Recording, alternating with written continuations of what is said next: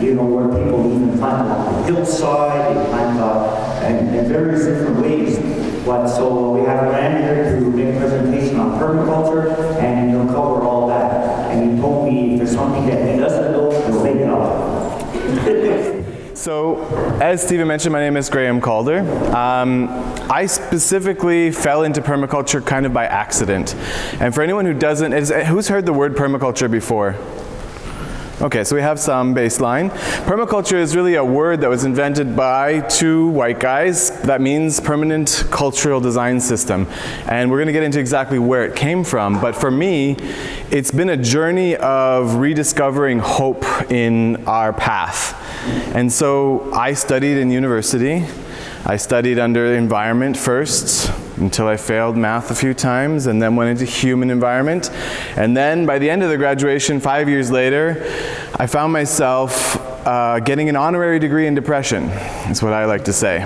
Because what they do, anyone who studied environment, even if you do it not in university, you end up finding out all the problems, and then they're like, go have fun. You fix it. Oops, we made a mistake. But in reality, the solutions have been here longer than the problems. And when I was doing my final project, I was looking for a topic. A friend of mine at the time, her parents were going to buy a property and make a date palm plantation. And so she said, well, you know, we're going to do a plantation. What do you think? You're in sustainability? And I said, well, don't do monoculture. And she said, well, find me something better. So I searched Sustainable Agriculture, Jordan. And if you do that even today, you'll find the Greening the Desert video, which is a 5-minute video by Jeff Lawton, who's one of my teachers, where they transformed 10 acres of desert salted land into a tropical rainforest. Now they didn't ruin the desert, because actually 2,000 years ago it was a tropical Mediterranean rainforest. So they brought back the heart of an ecosystem in a place where it was destroyed by malpractice of humans and colonization. So when I saw this, I brought it to my professor and I said, look, there's this amazing solution. Can't we present solutions? And he said, no, there's not enough baseline data for you to do your research project on this. And to me, that was the last straw, because if the fact that it hasn't been researched is limiting my ability to research it, then what is the point of academia? Because it's all about supposedly showing those solutions. So I actually emailed Jeff and wrote 4 pages, back when you used to write books in your emails, you know, multiple pages, and begged him to let me to go to Australia to study how he did these techniques. Because to me, jump-starting the heart of a dead ecosystem is got to be what we need to learn how to do if the futures are what we say they are. So I did this, I went and studied. He told me to go study in British Columbia under one of his students first, so I did that in 2009, and I became certified in permaculture design.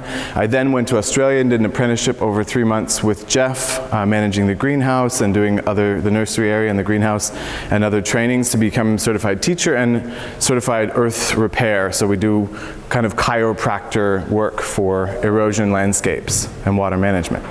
So for me, when I saw this, it was like, in 5 minutes on YouTube, transformed my path to realize that humans are not a destructive force on Earth, but we are a powerful force. And when power is not guided with intention and with focus, it can become dangerous and problematic.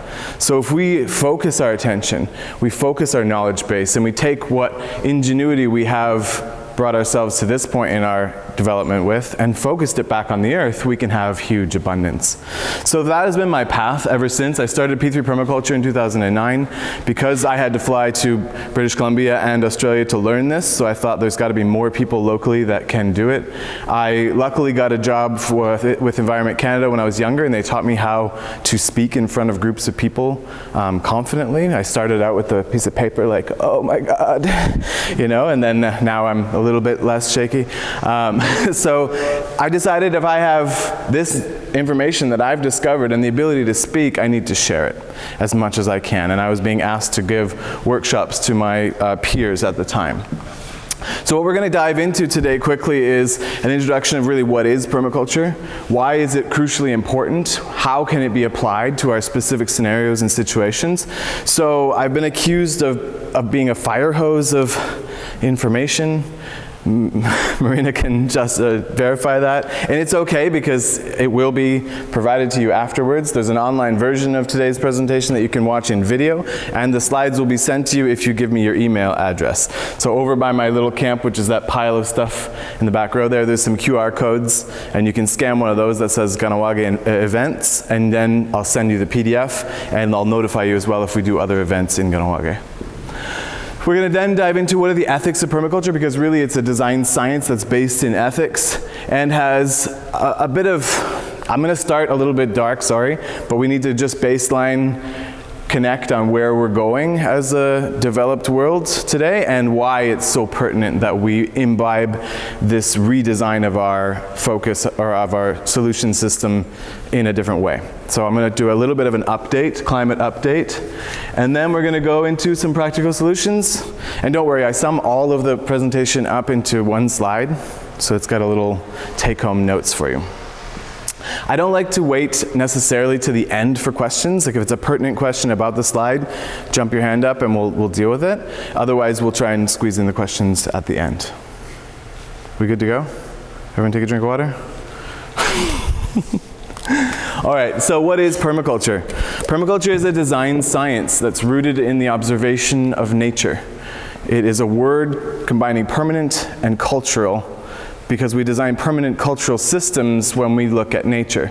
The systems of nature, whether they're ephemeral or annual or you know, they're perennial plants, they are a perennial system that renews. Even annuals set seed to come again, right? And so designing a human society that's based on an extractive linear process, which is what the developed Western world has been doing for far too long, is not going to work because we live in a system.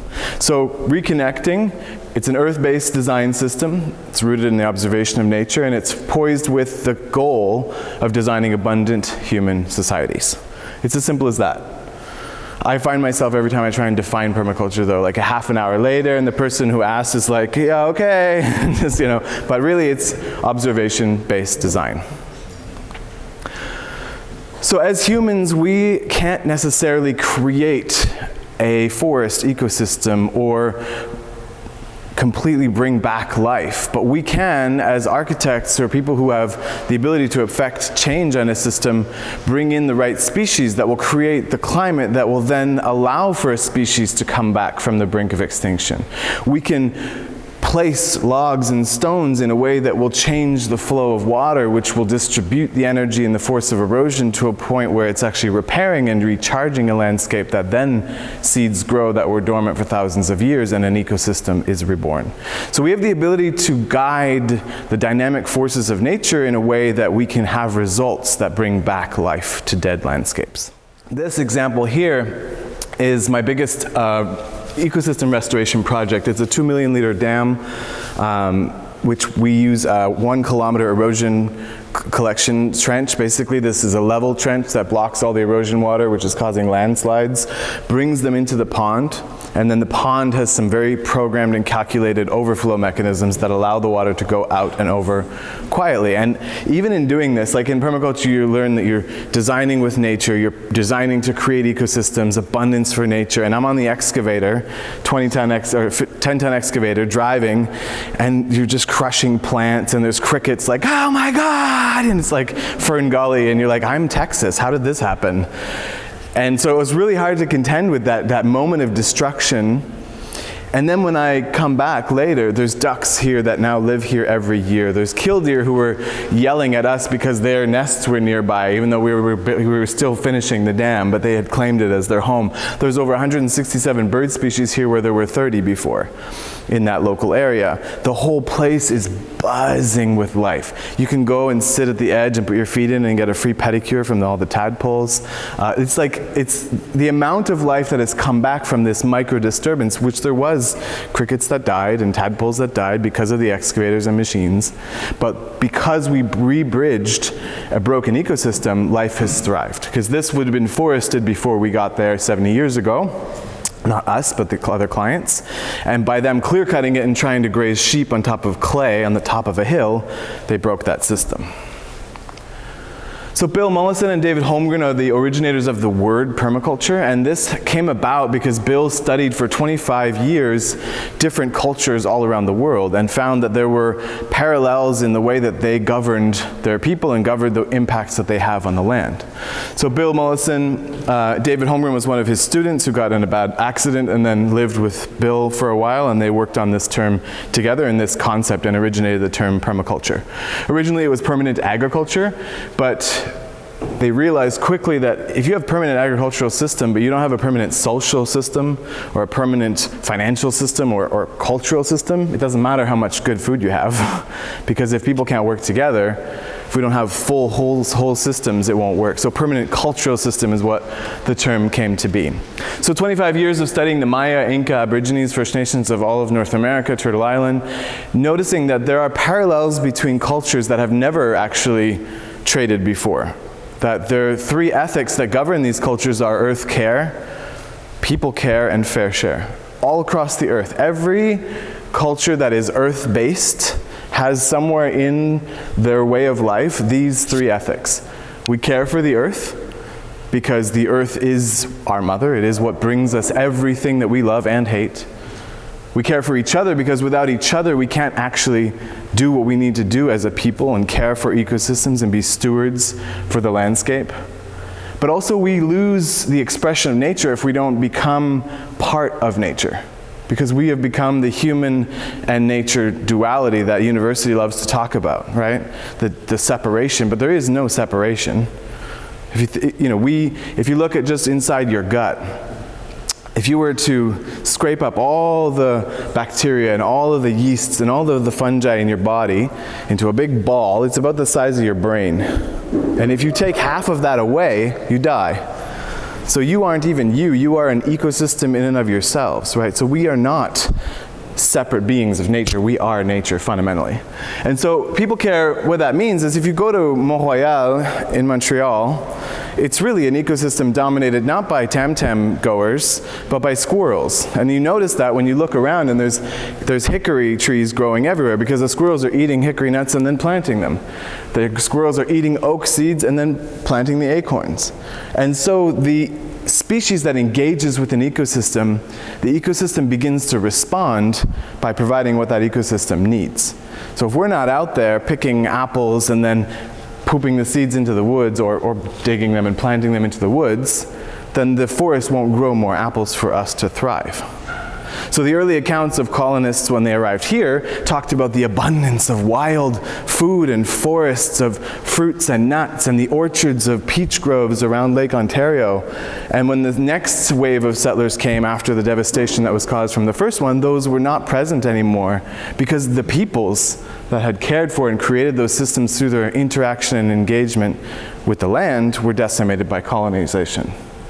So once we break from nature, or we are forced to break from nature, nature begins just to continue supporting those species that are fully engaged.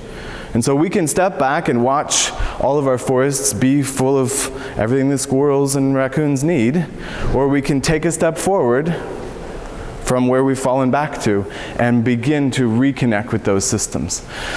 Now, fair share is not about making sure everyone gets an equal share of the pie. What it is understanding that in an ecosystem there is energy flow. So if you have floodwaters coming, and it's raining on your roof, and that rain is going into your gutter and then going into your rain barrel, because we all watched my presentation today and we're like, I want a rain barrel, right? And then your rain barrel fills up after 10 seconds because it's 200 liters and we have a giant roof. If you didn't plan where the water goes next, like an ecosystem is always going somewhere else after. Well, what happens is your rain barrel overflows, it erodes out the base of your support, which breaks the rain barrel or leaks into the basement, causing $40,000 worth of mold damage. Because we didn't accept the fair share of resource, the through flow of surplus. Where will it go next? And so in design, we always have to think, where does it go next? An apple tree that grows an abundance of apples in the fall, and we're in its city limits where the deer can't get in, if you don't eat those and they rot at the base of the tree, they will attract bacteria and fungi and insects that will then go dormant below the apple tree, and next year we'll have a harder hit on a pest load and disease load on that tree.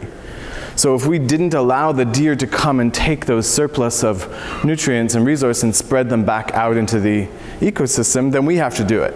So every time we block a flow of nature, it's now a job you have to do, unless you design your system to allow those flows to thrive on their own. So there's all kinds of tools we use in permaculture to help us with design. It's not really, it's not just like you go into the woods and you come out with like the solution to everything. It's about strategically going in and understanding the principles of nature. So a first principle is to observe and interact. You don't know why that ant is loving that rock. We'll pick up the rock, look around it, what's going on. We engage. So these are tools. We're not going to get into all of them because it'll take up all my time. But these are a tool set. So when we're trying to get back to our natural design principles, we have a fallback. If you're not sure what you're doing, and my students always, when I drag them into the woods, they're like walking around and I sneak up from behind and I can hear them, what are we supposed to be seeing? And it's like, stop, look at your checklist. Is there something catching and storing energy? Is there something that is preventing waste from being waste? Is there something, and so these are tools to help you understand systems. Yeah? My question was, if you know, what has been the role of George Washington Carver and other indigenous people in terms of development of like permaculture, like the term, but also like So the term specifically comes from David Holmgren and Bill Mollison, and that's because white people, we love to make up words for things because it makes them feel more important, and then other people, white people don't tend to listen to things unless they have fancy important words that nobody understands. So that's why the word permaculture came about, because really it is observing nature. And so many prominent indigenous cultures and people in the indigenous cultures have developed systems that are identical to permaculture because they are earth-based people, because they connect to the land, because they observe the land. And so what's interesting with permaculture is that there's a massive parallel between how we would say to design an edible forest ecosystem, because we observe forest ecosystems and what the needs are and what the tools are that we have, and because of an indigenous population that's been there for 20,000 years, and they've been observing the land as well and designing with what works and what doesn't work. And so this is simply it's a westernization of what you do if you live on the land. And so it's not necessarily good or bad, because as Elder Marshall talks about the two-eyed seeing, there are some of us that see in one lens and some of us that see in another. And so if you are an earth-based person and you are connected to the land and you can see what goes on all around you in nature, you don't need the fancy word and the 12 principles to help you, because you feel it.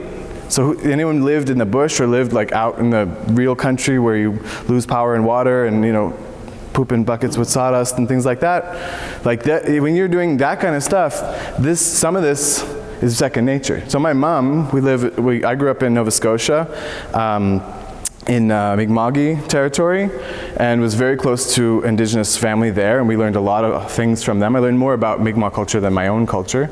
And my mom is very much lived on the land and had a 1-acre garden and all these things. And I hired her to be my assistant once during a permaculture course. And she was like, living on the land, you have all these things that you learn about being on the land, but what I've forgotten was the whole system. And when she took my course, she said what this course helped her do was understand that you can have all these things that are really good natural systems, but if they're not speaking to each other and connecting as a whole system that through flows, then a lot of things end up not working very well. And so, I don't know, I'm going off on a tangent now, but the idea here is that none of this is based on any one person. It's based on simply the idea that if we are to engage with the earth, engage with each other with an observation mindset, and understand that the patterns of nature have existed for thousands of years before the patterns of our problems, then the solutions will come to you. And so indigenous cultures for tens of thousands of years have been using what is basically permaculture with even more of a knowledge set and even more of a spiritual base that is even more important than permaculture. Permaculture is a way of classifying it in a terminology that can be brought to Westerners and other people who have fallen from the way, because we're all people of earth at some origin point, right? So that's where the term kind of comes in, and it can be useful. But if you're not, if you're not falling from the path and you don't need guidance, then it's not probably useful to you. Does that make sense? Yeah? To dig the hole deeper? I don't know. So there isn't, it was actually Lano Goodleaf, one of my students who's a community member here, who told me, because I was trying to explain this to another student who said, well, isn't permaculture just an appropriation of indigenous knowledge? And he said, no, indigenous knowledge parallels permaculture. Permaculture parallels indigenous knowledge because they're both earth-based. And I was like, Lano, that's the best explanation I've ever, shortest explanation ever for that. So I'll stick to that. So why do we need to focus and wake up is because the cultures of climate, of consumption, and of colonialism and capitalism have brought us to a point of devastation, where right now, if you actually, they talk about what, 2 degrees Celsius, 1.5 degrees Celsius? We're already at an increase of 1.4 degrees Celsius, so 1.5 is probably not possible, nor is 2 degrees. But if you look at the actual data and the numbers of where we're at on this curve and the path that we're going on, so this will be really quick, don't worry. We're actually heading for 7 degrees Celsius increase over the next 80 years, right? This one, my son is 70, 72, 73, something like that. Oh my God, 77. My math is horrible. Don't trust my math. So that's a very soon proximity. It's within one generation that we're going to see these massive changes. Now, in the climate record, they don't have an example to measure what 7-degree increase is like on Earth. That's very calibrated. Like, you need lots of samples to have a good idea of what it was like. But they do have for 5 degrees Celsius increase. Now, 4-degree decrease from where we are today is 12 kilometers of ice above us. Right, that's 4 degrees colder. So 7 degrees hotter is a big change. So the dark blue is saltwater ocean intrusion. You can see the coastlines are completely rewritten. The island, of Montreal is completely gone, underwater. Lake Ontario is now Ocean Ontario. So this isn't a possible option, right? There is no way in any option that this is tolerable. And so there's an urgency that isn't even, they talked about a little bit in media, but we're numbed to the way that they talk about it, and all they talk about are problems. They don't talk about solutions. They don't talk about systems where you can capture in your backyard, 2, 3, 20 tons of CO2 just by growing fruit trees in a specific way that respects the cycles of nature. So that's what we're going to do, is we're going to really look at where do we focus our energy. If you look at all the sources of these greenhouse gases that are causing our problem, land use and food is 24%. So a quarter of that problem we eat and we grow from. So that's tackleable, right? Forget about the rest. There's all kinds of master's degrees and whatever else that are making space mirrors and things like that for the rest, but we can focus on better land use and better food. And on the sinks, this is places on Earth where the ecosystem is naturally able to pull in carbon dioxide. We have 24% going into the land. So better land use can handle a quarter of the output of greenhouse gases and a quarter of the natural sink. So which means that we can increase the ability of the Earth to absorb that CO2. When we clear cut a forest and then you till it, the first time you ever till the land, it releases 54% of all the carbon that was ever stored in there. And that carbon was stored for 1,000 years. So every time you till, you're doing that again and again. And that carbon is the single, I'm getting ahead of myself, is the single food that feeds all of the soil life. And the more that we get rid of that, the more that the soil is weak, the more that our plants are weak, the more that they need defense against pests, because weak plants are pest food, weak plants are disease food. And so then we need fertilizers to keep them well fed. We need pesticides to keep the insects away, insecticides, fungicides, and so on, because the system is failing and has been failing basically since, 50 years after it started with till-based agriculture. Yeah. Oh, no? I guess for the first plan, I'm kind of seeing it as where to focus as a whole. Colonialism, I guess, until we tackle that system or those systems of capitalism, none of these pies can kind of reduce in a way. I feel like they're the subprime. Yeah, absolutely. And that's actually when we talk about, now this is, you can ask Marina again, because in our course we go into what's called root cause analysis. Root cause analysis is one of the tool sets that we use, and it's a specific process where you look at a problem like climate change. And climate change really isn't a problem because it's just an increase or decrease of temperature of the planet. It's a result of something, or which is a result of something. And if you boil it down, even capitalism isn't a problem, it's a result of something, because capitalism in and of itself can't be maintained by our peoples if we were connected to the land, because it disrespects and breaks all of those cycles, right? And so the fundamental thing that permits slavery, that permits capitalism, that permits colonization, that permits all of these things, that allows it to be something that other intelligent human beings would go and do, is our breach of our connection from Mother Earth. And so for me, as someone who has the ability to share knowledge and research and delve into these solutions, we need to focus on something that reconnects people. Because for me, if I was to start talking capitalism to somebody here, who thinks that I'd be able to convince them of whatever I wanted by the end of that conversation? Probably not many people, right? But if I talk to you about land use, if I talk to you about tomatoes, and I give you one of my tomatoes and it tastes twice as good as your tomato, I think you stop listening and you're just like, damn, this is a good tomato. Right? So the food speaks for itself. The ecosystem that is buzzing with life when compared to a till-based farm that is capitalism farm speaks for itself. The taste of carrots that is no longer bitter. I never peeled carrots when I was a kid. We didn't peel carrots as long as they came from our garden. They were sweet. You just got as much dirt off as you could and you ate it. Right? Today you can't even, organic carrots that are like super expensive, you can't eat them because they're so bitter from whatever's in the soil. So for me, if we're to look at all these things, because electricity, building, construction, industry, transportation, lineal cycles of extraction of resource, of human resource and natural resource, these are all massive systems that, to delve into them, you go into, university and a master's degree and a PhD, and by the end, you're still lost within this whole system, whereby if you were to connect to nature for yourself, and revolutionize the way that you understand these problems, and then to share that with someone.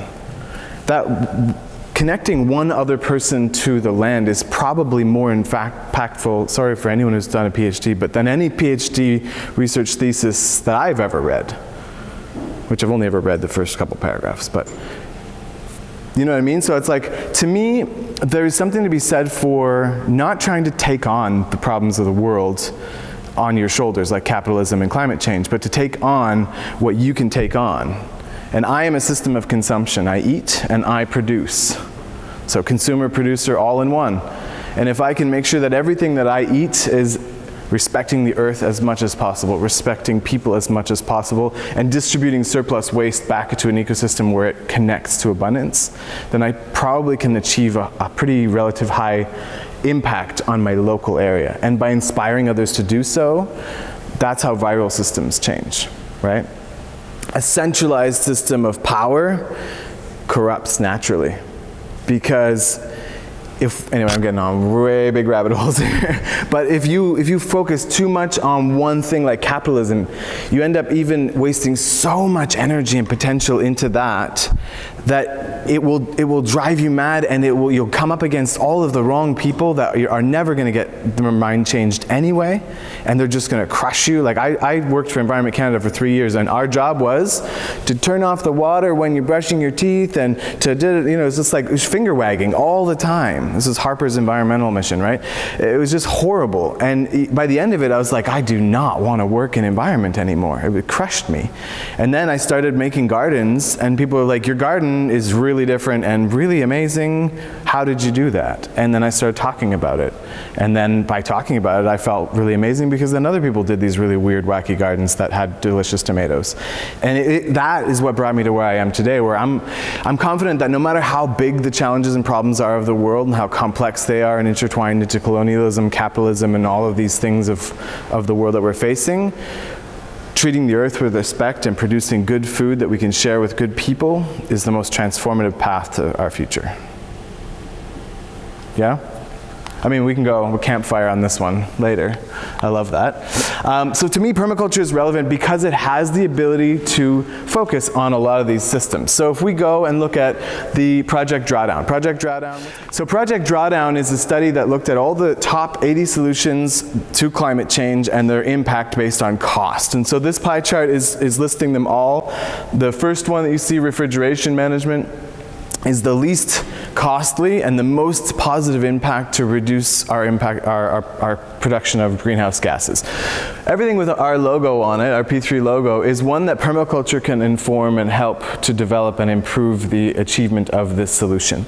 So from refrigeration to food waste to plant-rich diets, tropical forest, education of girls and women, silvopasture, regenerative agriculture, peat management, temperate forest management, tropical staple trees, afforestation, there's so many of them. And all of these, there's the principles of permaculture and the ethics of permaculture can help guide these solutions to be achieved with more success, more efficiency, lower cost.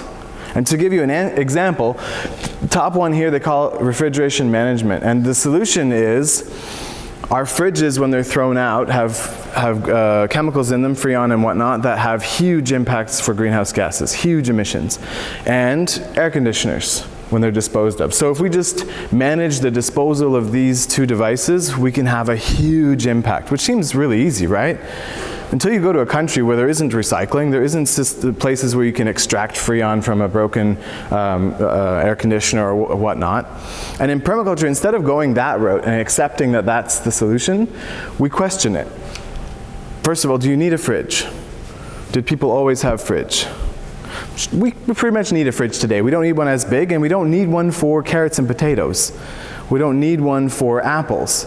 We don't need one for cheeses if they're raw cheeses. We don't need one for eggs if they were never washed from the chicken in the first place. So there is a lot of the need of a fridge that can be reduced dramatically by our society by bringing in cold storage systems or reconnecting us to a smaller food chain which doesn't need refrigeration because it's so much more fresh. So that we can play with. What about air conditioning? Is air conditioning required? Do we need to have air conditioners? Well, in a cold climate, it's a little easier to get away with. But even in Montreal, it's plus 40 in the summer, well, minus 20 now in the winter. It used to be minus 40. But you still need them in the summer. But in permaculture, we question that inevitability. Well, why do you need air conditioning in a house? Well, because it gets hot. Okay, where does the heat come from? Well, the heat comes from the sun. Okay, where's the sun coming from? It's coming from the south. Okay, look at the south side of the building. It's all brick.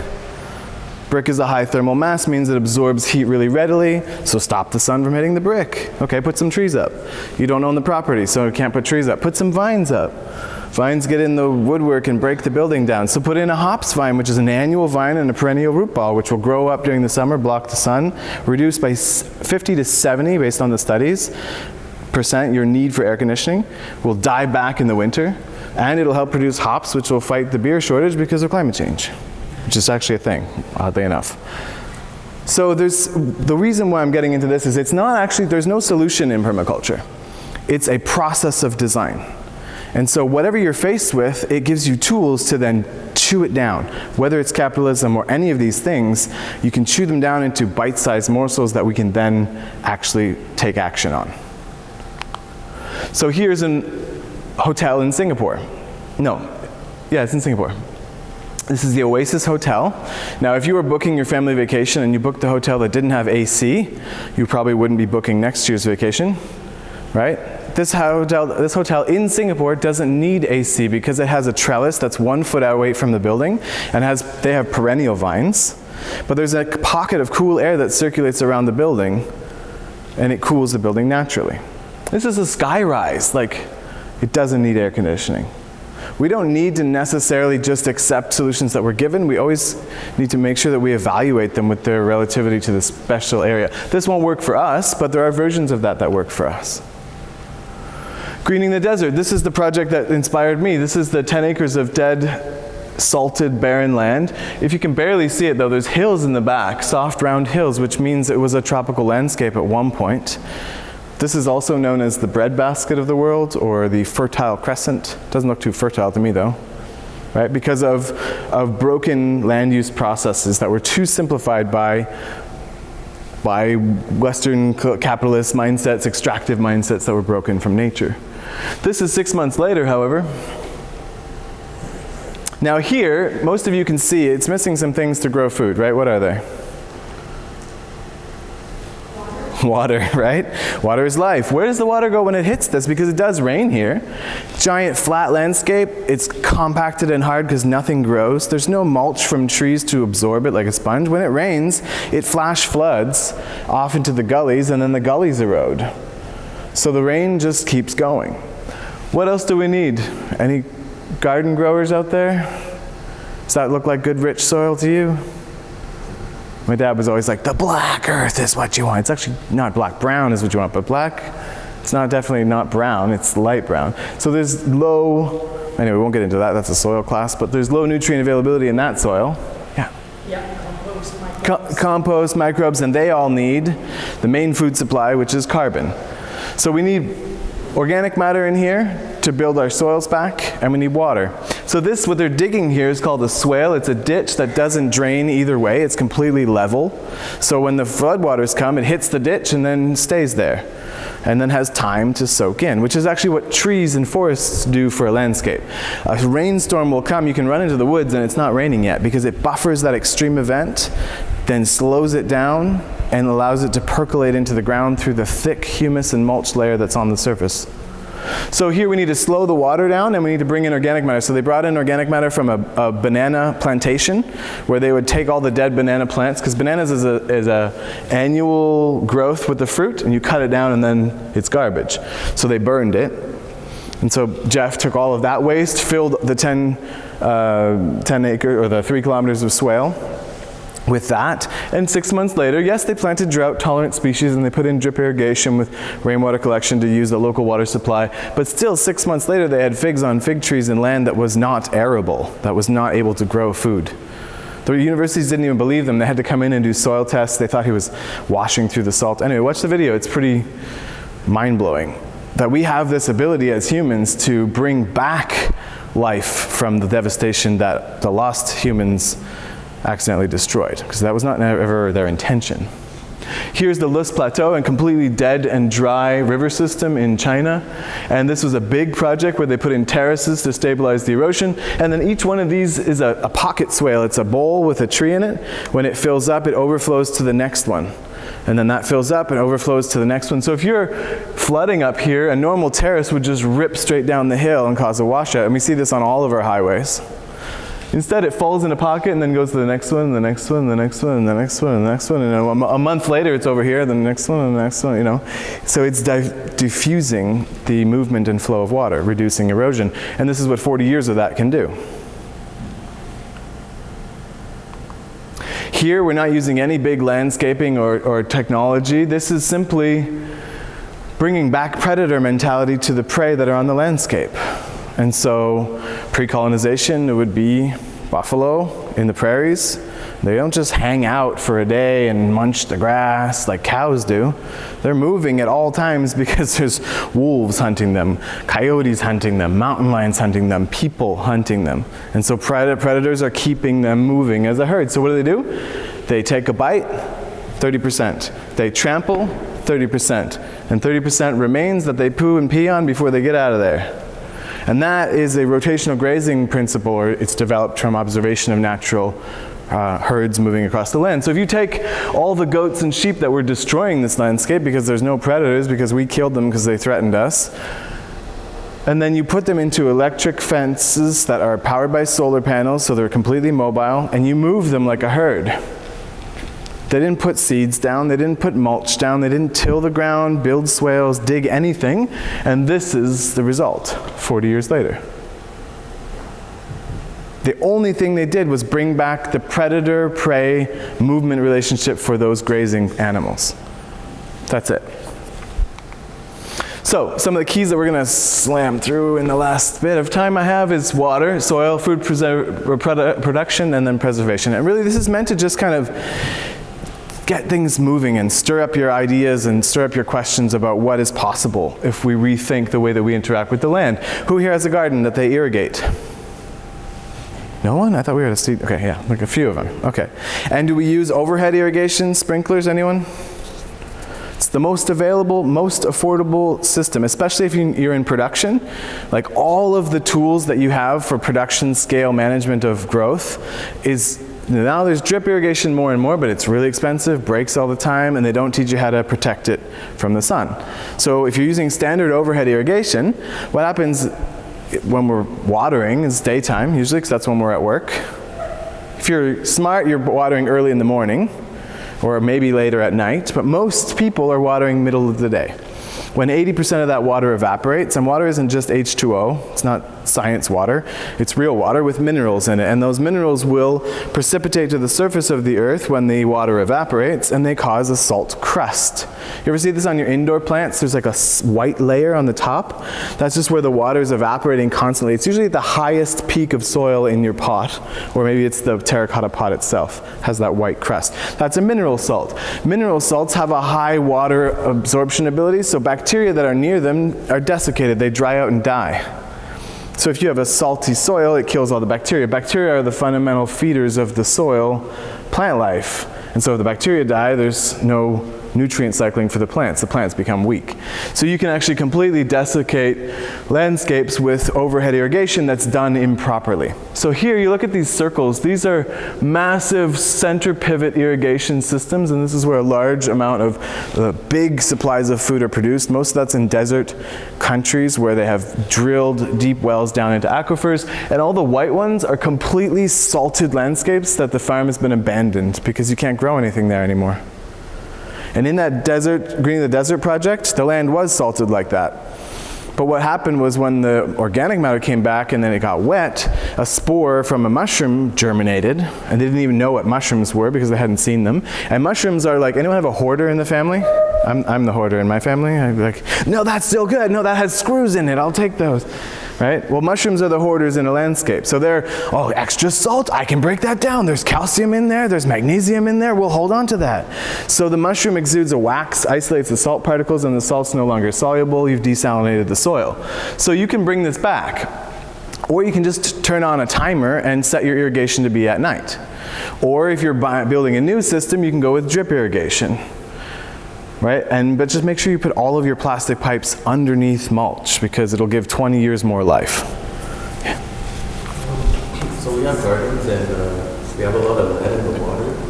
So when we all use drip irrigation or the hose. Yeah. So I'm wondering if you know anything to like, well, I know how to like lessen lead in the soil, but the water in itself, should we do something instead of the drip or like, yeah. I would put a pre-filter on it, first of all, to help remove lead. But lead is a heavy metal. Metals are only soluble in water when water is acidic. And the way to balance acidity in soil, if it's too acidic, you add organic matter mulch and compost. And if it's too alkaline in the soil, you add organic matter and mulch. So whether you're acidic or alkaline, which is allowing for dissolution of heavy metals, you need to balance pH, you need to put more organic matter back. And when we're talking about organic matter, like in agriculture, I'm sure you've gotten soil tests before and they're like, oh, you have 2% organic matter. You could bring it up to 5, but I wouldn't bring it more than 5%. So when I was doing a project in Cameroon, they had just cleared a rainforest. It was one of the most devastating projects I'd ever seen because the farm was going in. And that they needed to grow more food, this booming population, they needed to feed more people. But I got to see a virgin rainforest go into farm. And they have to burn a lot of the trees because it's mahogany, it's too heavy to even carry it out of there. They don't have trucks, it's all like on carts and backs of people. And what happened was when we were cooking, we had 3 logs and a pot and beans and rice for supper. And day 1 was fine, the fire was underneath the pot. Day 3, the fire is like 6 inches down from the pot. By the end of the week, we were filling in the hole because the coals of the fire were 1.5 feet from the pot. But soil is mineral, right? It's sand, silt, and clay, and you can't burn any of those. You can make pottery, but you can't burn them. So what was being burnt was actually carbon, organic matter, which meant that this soil, if I dug a hole that was 1.5 feet deep with fire, was 90% carbon. And we talk about 5% being our upper limit for agricultural soil. So it's just like, pretty sure the mahoganies are doing all right. And if that was a problem, then rainforests in and of themselves are just a complete outlier. So rethinking it again, but really thinking back the way forests do it, right? You don't see 5% organic matter in a forest. You see way more than that. Sometimes you see only 5% sand, silt, and clay. Managing water. This is something we can apply to the city level. We were just attempting a vacation with a 3-year-old and a 6-month, sort of vacation, not really, but we were in Mexico anyway, and they have these flood rains, and one of the parks there, all of the sidewalks are curb cut so that they're lower, and then the park was set at 1 foot lower than the roads.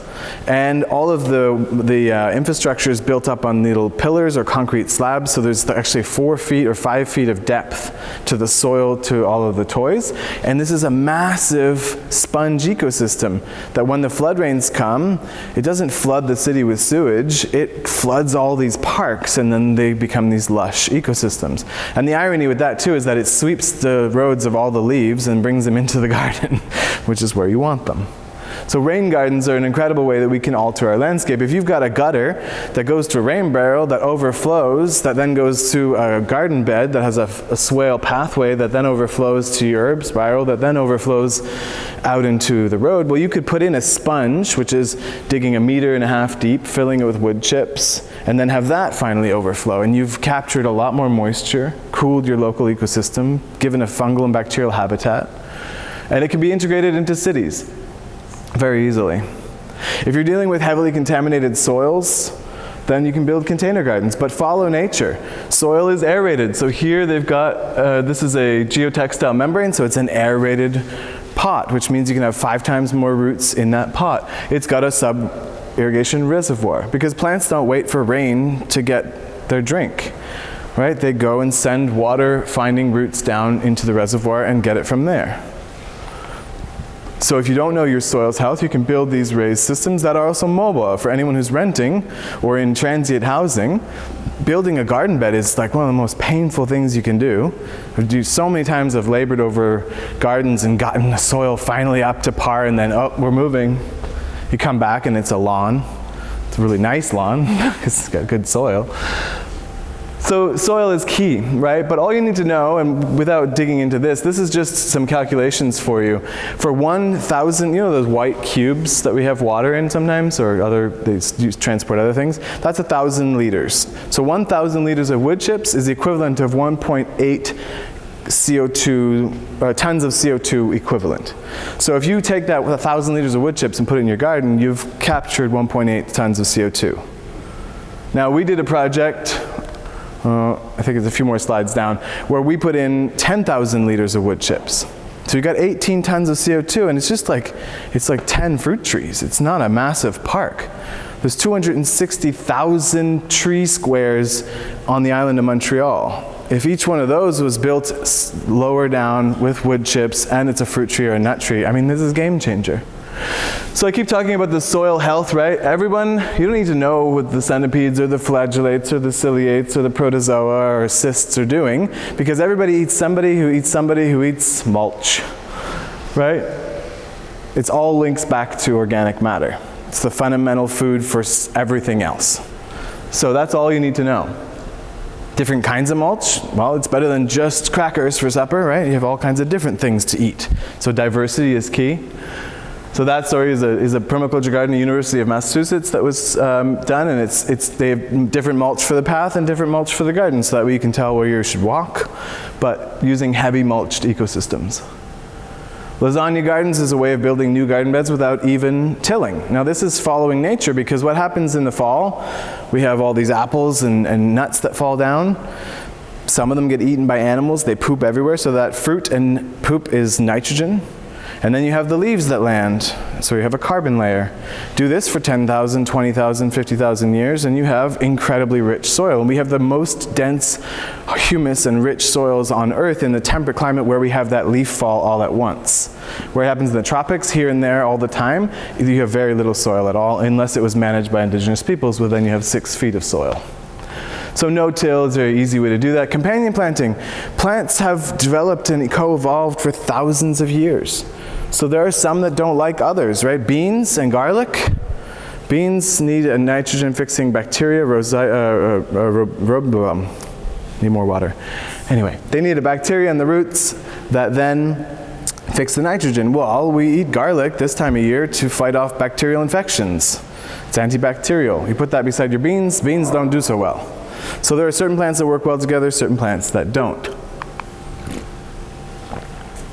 Edible landscapes, everyone's like, when they see this, they're like, yeah, but are you going to feed the world with a cherry tree in your yard?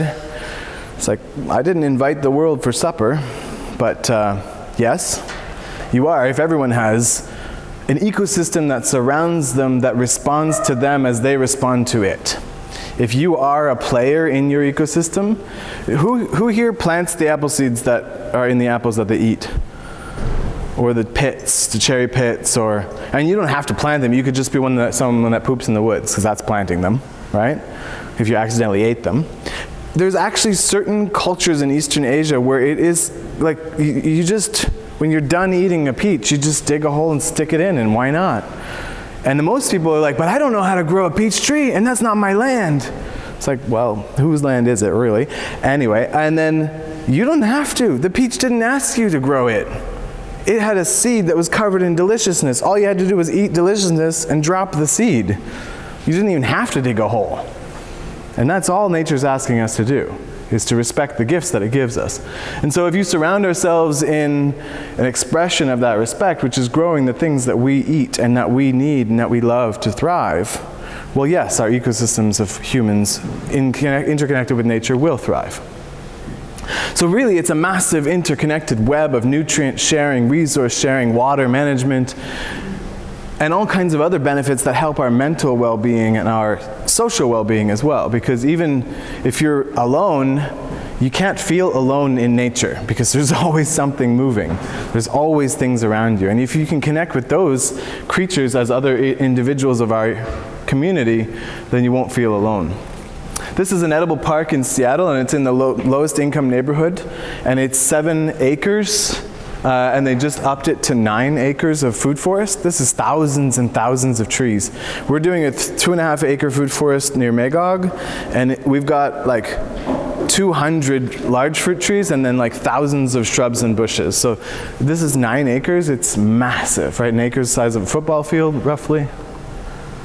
This is the part of the project. This is 2 pear trees, a bunch of plum trees, a bunch of medicinal plants, and this thing here has 5,000 liters of wood chips, right? So it has 9 tons of carbon in this tiny little garden that's captured. And that, after 3 years, will be good soil, and guess what? We get to put another 5 tons of carbon back in.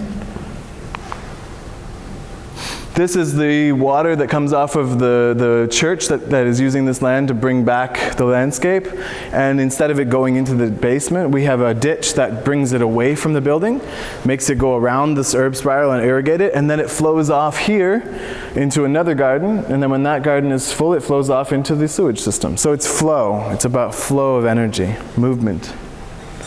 For us, what's really crucial is thinking about longevity of food. So there's unfortunately a new climate, old research that has been reconfirmed is that the current of warm water that comes up from the Gulf of Mexico that keeps North America, Turtle Island, and Europe warmer, much warmer, is slowing down and is likely to begin stalling in 2025 up to 2080. So if that stops, we are going to have a decrease of global average temperatures in this area by 5 to 10 degrees, which is not what we need for our winter food production. Now, this is a greenhouse, however, that doesn't need any heating in the winter. And they're in Nebraska where they get minus 40 Celsius, minus 40 Fahrenheit, it's the same at that point. And they got mangoes in their greenhouses. If we want to think about production of food in the winter, it's not heated greenhouses. Anybody have heated greenhouses here? Like, there's a lot of energy that goes in there. And if it's not produced locally, it's like you have one bad year and the bills just pile up. It's crazy. So power goes out, and you don't have generators or burners on site, it's problematic. So passive solar greenhouses is the way to go. This is the University of Minnesota that developed another technique, but again, no heating. They have underground tubes of air where they circulate the air, the earth heats it up, and then they bring it into the building. It's like a poor man's geothermal is what it's called. It also cools the air in the summer. Exactly. In the summer, greenhouses often can't be used for much more than storage because they're saunas, right? So this is venting out, cooling the air by recirculating. And actually, they've noted, University of Minnesota, that the heat that they take in the summer goes into the ground. It doesn't just dissipate. It actually charges the thermal battery, and there's more heat available next year because you put it back. Yeah. So there's a lot of other solutions here, and we can get into them, but the other slides were about collective gardens rather than everybody having your own garden plot. Like, who here has been gardening for 70 years? Right? I mean, well, and think about it this way. 70 years, I'm not thinking about your age. You might have inherited knowledge from somebody that was growing for 50 years, and they inherited it from someone who's growing for 70 years. But some of us, who's got like 2 years, and you didn't learn it from anybody but YouTube, you know? There's a lot of those out there. And if you're just given land in a community garden, and here's your little quarter acre, have fun, you're like, what? Whereas if you have a collective garden where there are elders and babies and everyone gardening together, and the tomatoes are growing in the best spot for tomatoes and the lettuce for the best spot for lettuce, and we share the harvest together, well, you're not even just cultivating delicious food in a better way, you're cultivating the exchange of knowledge, you're cultivating people care, because you're caring for the elders and helping them dig out those potatoes. You're caring for the babies as they eat the tomatoes and learn what food is from the land. And you're cultivating community, and that's permanent culture. So it's about connecting our broken systems, and it can even be just that, you growing tomatoes by yourself in your backyard, you know? Needs to change. So collective gardens, collective food storage, through root cellars, collective kitchens. There's one of these in Halifax, a collective oven, collective smokers. There's your TLDR. Too long, didn't listen, didn't read. This is your take-home cheat sheet, right? All the things. Water, do that. Soil, do that. Food production, preservation, try those things. If you need more, send me an email. If you need more, Google it on YouTube. Or if you really want to dive down the rabbit hole, we have all kinds of courses that we offer. Right now we've moved our theoretical trainings online so that when we're on the farm, it's all hands-on. And we're actually partnering as long as we get our funding. So anyone who has strings in that department, pull the strings, but we're looking to get it's with KIPO, right? Yeah, with the Ganawagi Environmental Protection Office, we're looking to get funding to bring a permaculture design certificate course here. The theory part will be done online with on-demand and live courses, and then we'll have a week of hands-on practical training here in Ganawagi where we're actually working on well anyway, I don't know the details yet, but there's a property that is already being developed. So if you want to learn hands-on, we can dive into the rabbit hole, and if you're just looking for resources, I've got bucket loads of resources to send your way. Like I said, on my spot over there's a QR code. Scan the QR code and you'll be added to the list for any events going on in Ganawagi, and I'll also send you the PDF of the slides, as well as there's a free introduction to permaculture where I go for 2 hours into more detail on some of the things that I just brushed over. So that's it. Thank you all for your time.